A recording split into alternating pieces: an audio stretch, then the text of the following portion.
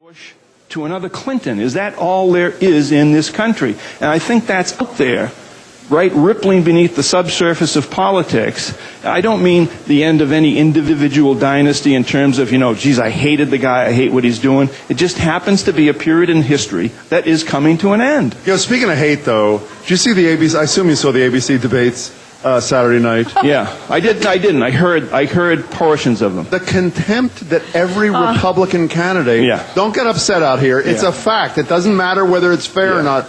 The contempt they have for Mitt Romney, it oozes out of the look on John McCain's face when he said the immortal words, Mitt Romney and I disagree on a lot of things, but one thing we agree upon, he is the candidate of change. He had the most devilish, it was unbelievable. What is up with that? Well, I think each of the Republican candidates, if they were to withdraw and to be forced to endorse another candidate, not one of them would endorse Mitt Romney. I think it has to do with the fact, part of the fact that they don't like him has to do with probably one of Romney's pluses that he talks about all the time, that he's not really about politics. He's a business guy. He's a CEO. He'll bring a CEO management style to problems in Washington. These guys are all politicians. They run for office. You cut deals. You wink at each other. You say, I got to vote for you in committee, but I got to vote against it on the floor. You got me? Don't worry, I'll take care of you, no problem. He doesn't get that aspect of politics.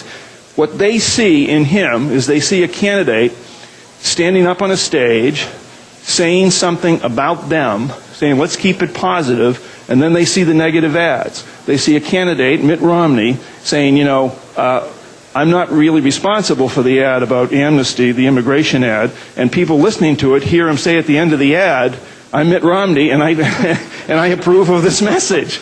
I mean, that's why they don't like him. You can't have it both ways in the business of politics. Can we go to the guy who everybody seems to like, even Republicans? I forget the policies, Barack Obama. A lot of comparisons these days to somebody you knew, Bobby Kennedy. There's almost not a day that you don't see somebody write, oh, it's like Bobby Kennedy in 60 whatever. It's like Bobby Kennedy. Is the Kennedy deal there, or is this just a swoonathon that's out of control? I think it has far less to do with any Kennedy similarity than it has to do with an exhausted country, exhausted by the Bushes, exhausted by the Clintons, exhausted by the war, exhausted by the fact that you're paying $3.50 for gasoline, exhausted by the fact that you don't get a significant tax break for paying college tuitions for your kids, exhausted by the fact that you're worried that your company is going to go to Singapore, exhausted by the fact that the phrase pension is now a missing word in our language, exhausted by all of these things, and they see this guy, and no matter who you are, you listen to him and you say, God, that guy can really talk, and halfway through the talk, he'll say something, and you'll sit there, and you will find a smile on your face.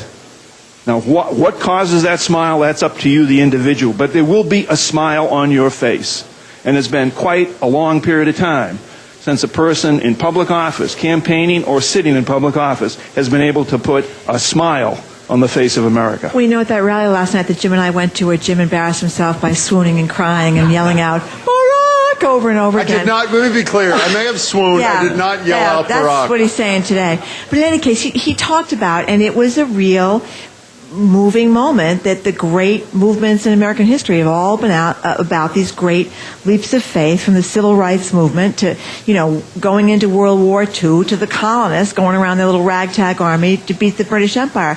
That it was all these seemingly hopeless causes that. Well, remember when he said he looks at the moon, John Kennedy looks at the moon, he says, that's too far away. Forget that. He was comparing, obviously, the Hillary Clinton thing, where she said, she talked about him, and she didn't say him, but she talked about false hopes, and she talked about having a reality check.